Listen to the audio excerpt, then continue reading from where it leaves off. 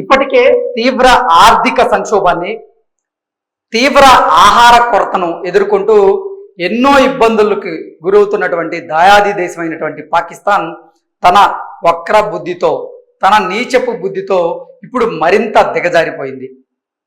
ఈ పెహల్గాంలో జరిగినటువంటి ఉగ్రదాడి తరువాత పాకిస్తాన్ పెంపుడు కుక్కలుగా చెప్పుకునేటువంటి కొంతమంది పాకిస్తానీ హ్యాకర్లు మన భారత సైనికులకు సంబంధించినటువంటి కొంత సమాచారాన్ని తస్కరించేటువంటి ప్రయత్నం చేశారు. అందుకు గాను భారత సైనిక సంక్షేమాలకు సంబంధించినటువంటి వెబ్సైట్ని హ్యాక్ చేసేటువంటి ప్రయత్నం చేశారు. అలాగే ఆర్మీ స్కూల్స్లో చదువుకునేటువంటి పిల్లలకు సంబంధించినటువంటి సమాచారాన్ని కూడా ఈ పాక్కు సంబంధించినటువంటి కొంతమంది హ్యాకర్లు తస్కరించేటువంటి ప్రయత్నం చేశారు. అయితే భారత సైన్యంలో పనిచేసేటువంటి కొంతమంది టెక్నీషియన్లు దీన్ని సమర్థవంతంగా తిప్పికొట్టారు.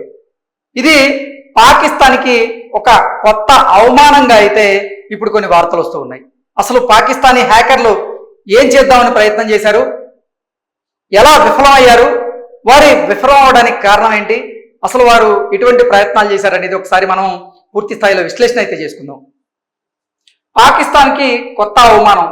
దాయాది దేశమైనటువంటి పాకిస్తాన్ నీచపు బుద్ధులు, వారు చేసేటువంటి పనులు ఆ దేశాన్ని మరింతగా దిగజారుస్తూ ఉన్నాయి.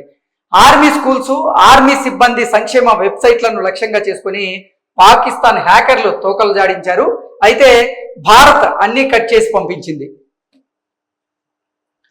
ఉగ్రవాదులను పందుల మందలా పెంచుతూ ఇప్పటికే ఎంతో అపఖ్యాతిని మూటగట్టుకున్నటువంటి పాకిస్తాన్ మరో నీచపు పనిని తన చిట్టాపద్దుల్లో వేసుకుంది. ఇది పాకిస్తాన్కి కొత్త అవమానం అని అంతర్జాతీయంగా సైతం వార్తలు వస్తూ ఉన్నాయి.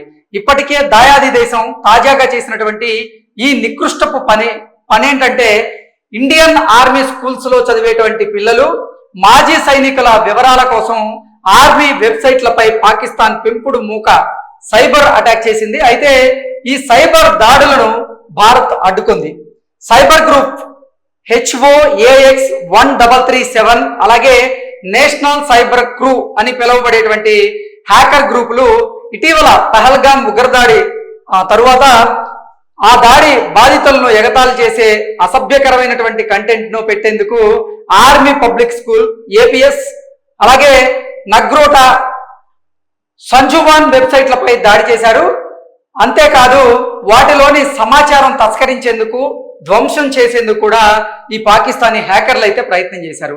పాకిస్తాన్తో సంబంధం ఉన్నటువంటి ఈ హ్యాకర్ గ్రూపులు గురువారం భారతీయ వెబ్సైట్లలోకి చొరబడ్డానికి అనేక విఫల ప్రయత్నాలు అయితే చేశారు. పిల్లలు, మాజీ సైనికులు, సైనిక సంక్షేమ సేవలకు సంబంధించినటువంటి ప్లాట్ఫామ్లను లక్ష్యంగా చేసుకుని జరిగినటువంటి దాడులను భారత సైబర్ భద్రతా బృందాలు త్వరగా అడ్డుకున్నాయనేటువంటి సమాచారాన్ని అయితే మనం చూస్తూ ఉన్నాం. అంటే ఒకవైపు ముష్కర్లు జమ్మూ కాశ్మీర్లోని పెహల్గాం, బైసరన్ వ్యాలీలో అభంశుభం తెలియనటువంటి అమాయకులైనటువంటి పర్యాటకుల మీద వారు కాల్పులు జరిపి నరమేధం సృష్టించారు. ఆ నరమేధంలో నిజంగా 28 మంది పర్యాటకులైతే అసువులు బాశారు. ఆ ఉగ్రదాడితో యావత్ భారత జాతి మొత్తం కూడా రగిలిపోయింది. ఈ ఉగ్రదాడికి పాల్పడినటువంటి ఉగ్రవాదులను, ఉగ్రవాద సంస్థలను, ఉగ్రవాదులను ప్రోత్సహిస్తున్నటువంటి పాకిస్తాన్కి తగిన బుద్ధి చెప్పి తీరాల్సిందే అంటూ కూడా పెద్ద ఎత్తున డిమాండ్లు అయితే వెల్లువెత్తాయి. నిజంగా దాన్ని ఉద్దేశించే భారత ప్రధాని నరేంద్ర మోదీ గారు కూడా మన్ కీ బాత్ అనేటువంటి కార్యక్రమంలో ఈ ఉగ్రదాడి తర్వాత ప్రతి భారతీయుని రక్తం మరిగిపోతూ ఉంది. ఈ ఉగ్రదాడికి పాల్పడినటువంటి ఉగ్రవాదులు భూమండలం మీద ఎక్కడున్నా సరే వారిని వెంటాడి, వేటాడి, హతమార్చి మరీ ఈ మట్టిలో కలిపేస్తామంటూ వారిని హెచ్చరించేటువంటి ప్రయత్నం భారత ప్రధాని చేశారు. ఇన్ని జరుగుతున్నప్పటికీ, అంటే అసలు ఈ ఉగ్రదాడికి మాకు సంబంధమే లేదంటూ పాకిస్తాన్ చెప్పుకునేటువంటి ప్రయత్నం కూడా చేసింది. ప్రపంచ దేశాల ముందు కూడా ఈ ఉగ్రదాడికి కారణం మేం కాదు, అసలు భారత్ మీద దాడి చేయించుకొని మమ్మల్ని బద్నాం చేద్దామనేటువంటి ప్రయత్నం ఇప్పుడు భారత ప్రభుత్వం చేస్తుంది అన్నట్లుగా పాకిస్తాన్కి చెందిన కొంతమంది అధికారులు మాట్లాడారు. అసలు నిజంగా పాకిస్తాన్ రక్షణ శాఖ మంత్రి ఖవాజా ఆయన మాట్లాడుతూ, మేము పశ్చిమ దేశాల కోసం, అంటే బ్రిటన్, అమెరికా కోసం మేము 3 దశాబ్దాల కాలం పాటు కొన్ని చెడ్డ పనులు చేశాం, ఈ ఉగ్రవాద సంస్థలను ప్రోత్సహించాం, దానివల్ల పాకిస్తాన్కే చెడ్డ పేరు వచ్చింది అంటూ ఆయన ఉన్నట్లుగా మాట్లాడేటువంటి ప్రయత్నం చేస్తే, మరికొంతమంది పాకిస్తానీ మంత్రులు మాత్రం అసలు ఈ ఉగ్రవాద దాడికి మాకు సంబంధమే లేదు, ఉగ్రవాద దాడిలో మా హస్తం లేదు అని చెప్పేటువంటి ప్రయత్నం వాళ్ళు చేశారు.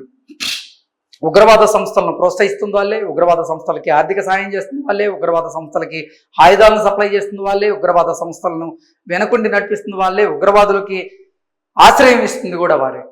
కానీ ప్రపంచ దేశాల ముందు మాత్రం భారత్నే దోషిగా నిలబెట్టేటువంటి ప్రయత్నం అయితే చేశారు, కానీ విఫలమయ్యారు. ఎందుకంటే ప్రపంచ దేశాలన్నిటికీ కూడా మన జరిగినటువంటి ఉగ్రదాడికి కారణం ఏంటనేది ప్రత్యేకంగా వాళ్ళకి తెలుసుకోవాల్సిన అవసరం లేదు, వాళ్ళకి ముందు నుంచే తెలుసు.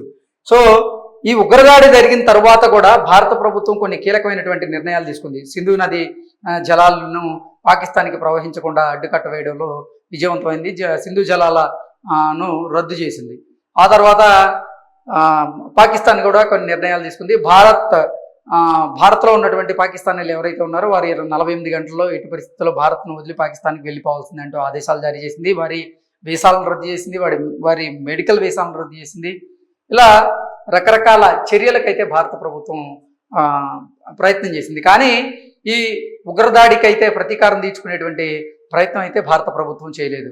అయితే ఈ ఉగ్రదాడికి మాకు సంబంధం లేదు అని చెప్పేందుకు, అలాగే ఈ ఉగ్రదాడిని తిప్పికొట్టేందుకు ఈ పాకిస్తాన్కి చెందినటువంటి కొంతమంది హ్యాకర్లు మాత్రం మన ఆర్మీ స్కూల్స్ ఏవైతే ఉంటాయో వాటిలో విద్యార్థుల డేటాను తస్కరించేందుకు ప్రయత్నం చేశారు.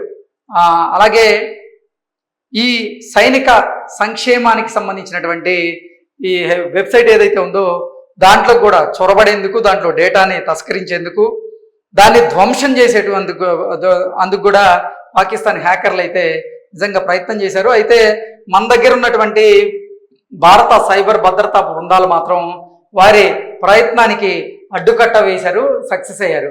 నిజంగా పాకిస్తానీలు ఎంత కుట్రపూరితంగా, ఎంత నీచపు బుద్ధితో, ఎంత వక్ర బుద్ధితో పదే పదే భారత్ మీద కయ్యానికి కాలు దూవుతున్నారు అనేది ఇటువంటి ఘటనలు మళ్ళీ పునరావృతం అవుతూనే ఉన్నాయి. అంతర్జాతీయ స్థాయిలో నిజంగా పాకిస్తాన్కి ఇదొక కొత్త అవమానం అంటూ కూడా ఎన్నో వార్తలు వచ్చాయంటే ఇంకా అసలు పాకిస్తాన్ పరిస్థితి ఏంటనేది మనకు అర్థం చేసుకోవచ్చు. ఇప్పటికే పాకిస్తాన్ దేశం ఆర్థిక సంక్షోభంలో మునిగిపోయింది.